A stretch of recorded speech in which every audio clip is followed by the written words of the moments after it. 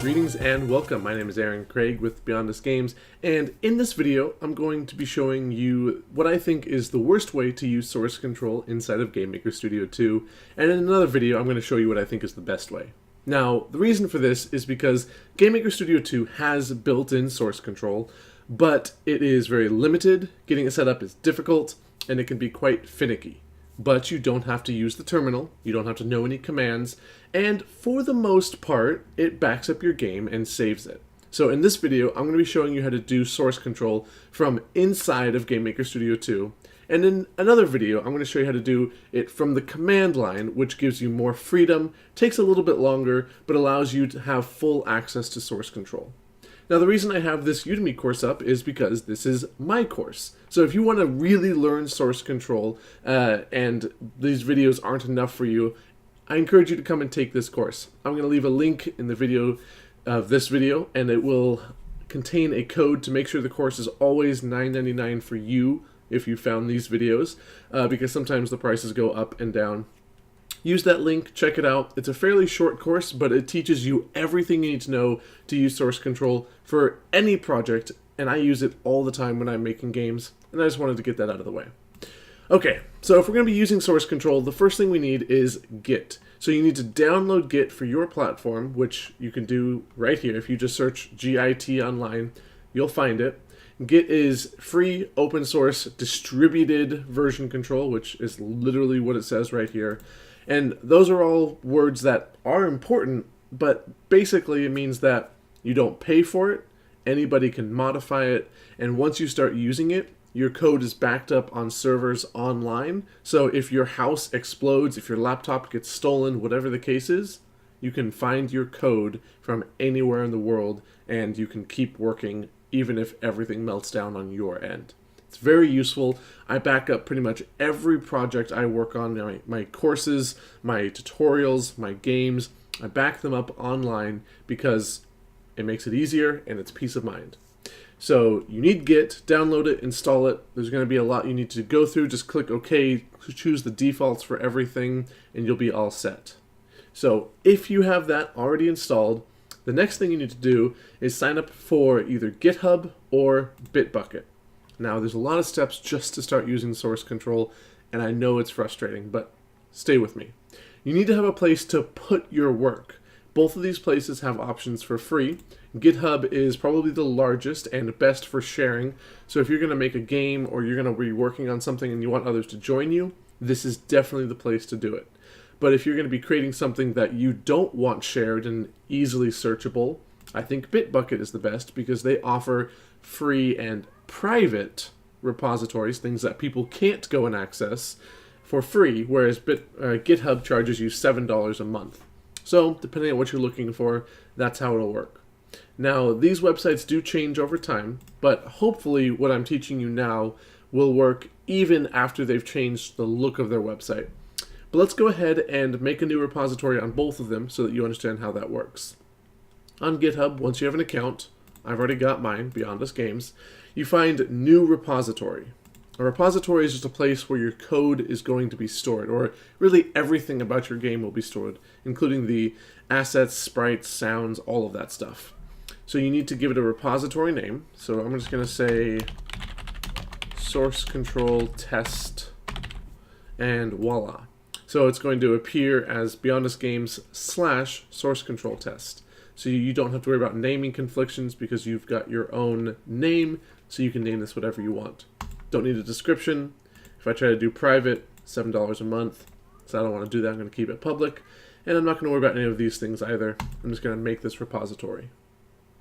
Now, it gives you tons of options, and it gives you all this stuff, which we're not going to worry about. The thing that you need to know is just the URL right up here. This is the URL. This is where we're actually going to be saving our code to, and so we'll come back to that in just a minute. Over on Bitbucket, if you want to make a new repository, you create an account, you come over to this plus icon, and you say repository. So I'm going to say source control test 2. This is going to be through Git, and you can do advanced settings down here and see. So this is a private repository, which is the nice thing, so I'm going to keep it private. Go ahead and make this. and it takes you straight to this landing page, which to me is friendlier and easier to look at. But again, this is all you need is the URL up here. Now let's open up GameMaker Studio 2. And this method I'm going to show you will work for new projects, but also existing projects. So when we copy and paste the Git folder, if you want to do it for an existing project, just put it inside of there. You're going to go to New, GameMaker Language. I'm going to call this Source Control Test 1. So we'll do this with GitHub first. So the first thing you need to do is go to Options, Main, and enable source control right down here. By default, it is not enabled, so you need to click on that, press apply, and you'll see immediately that this pops up. This source control option pops up for you right there, which is great. Now, if you go to create project repository, it's going to do something, it's going to say it works, and then for me, I've never had any luck with it. But we'll try it once, and then if it doesn't work, I'll show you the way that I had to do it to get it to work on here. Now, all of a sudden, you can see that there are icons next to all of these rooms. If we make a sprite, it'll come up with there. This means that it has been created but hasn't been saved somewhere else. So if you lose your project somehow, it's not backed up. So what we need to do is actually back it up.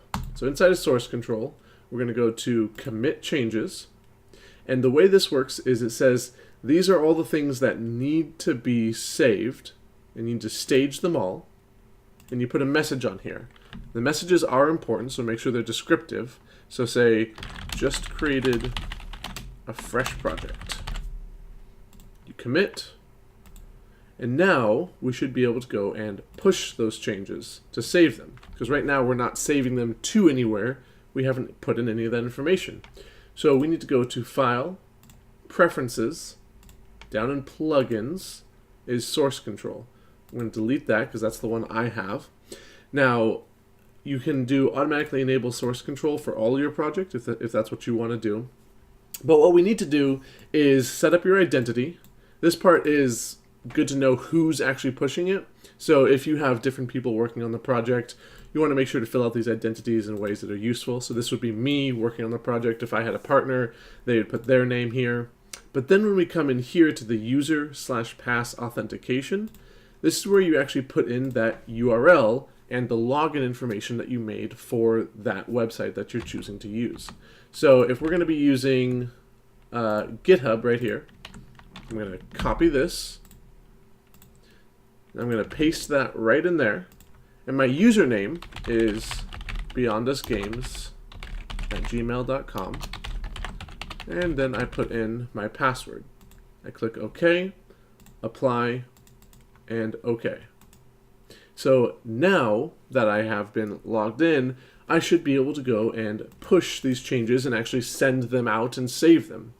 But I can't because GameMaker Studio 2 is finicky and very annoying. So what we need to do instead is something that is really weird. What we're going to do is we're going to clone a repository. We're going to put in this URL that we just did, and we're going to choose a place to clone it to. So I'm going to go ahead and make a new folder on my desktop and just put it right inside of there and click OK. And then you can see that, well, you can see on mine, you might not be able to see on yours depending on the settings, and I'll show you those in just a second, that now I have a .git inside of here. And it wants me to like open up my project, but I'm not going to worry about that. I'm going to cancel, and then I'm going to go to my desktop. Inside of new folder, I now have this .git. This is the inner workings of how source control actually works. And if you can't see it, what you need to do is actually go to View, Options, underneath View, Show Hidden Files, Folders, and Drives. If that's not selected, then you're not going to be able to see it. And if you can't see it, then you can't cut it out like we're about to do. So I'm going to take it, I'm going to cut this out, or copy it, whatever you want to do, and then I'm going to go to where my GameMaker Studio project is. So in Documents, GameMaker Studio 2 is where they are by default. Go to Source Control, Test 1. Now you can see that there's already a .git inside of here, and that's because we created a new repository. But we can't set it up. GameMaker Studio doesn't allow it for some reason. It just doesn't work right. So I'm going to go ahead and delete that, and then paste in the one that we made by cloning a repository, because that one will actually work properly. So now, if we come in here, and you can see that now these are not staged properly, we're going to go to Commit Changes, Stage Them All, created a fresh project, commit those, and still can't do anything. So I'm going to exit out of the project. I'm going to open it back up.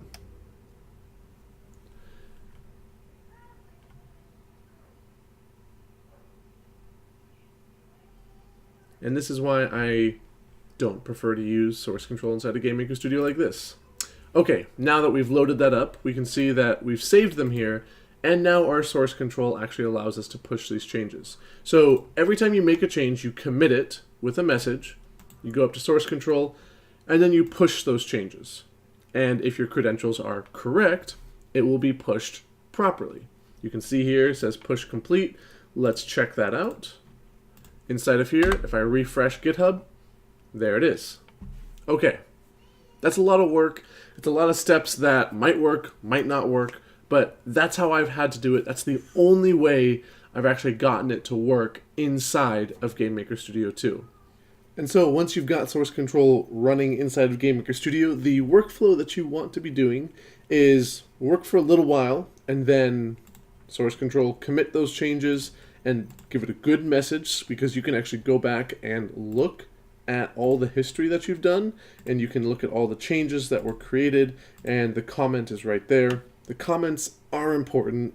I just encourage you to leave a good message, even if it takes a little while. Just write what you've been doing, exactly what you did and accomplished, and don't take too long between commits and pushes. You don't want to spend 10 hours on your game and then make a commit message. Like, if you make an object, you add 20, 30 lines of code, make a new commit. It doesn't hurt anything, and it gives you the ability to see everything you've done and have it all backed up frequently.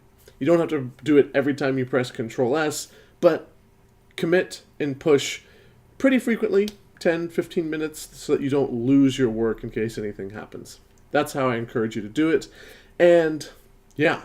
So if this works for you and this is all you need, then that's great. Then you don't need anything more. But if you want to learn how to use Git inside of the command line, and you want to learn advanced functionality like branches and backing up and being able to view it online, then I encourage you to check out my other video where I'm going to dive more deep into that. And if you want to learn even more, again, check out my Udemy course where I go over all of that and a lot more.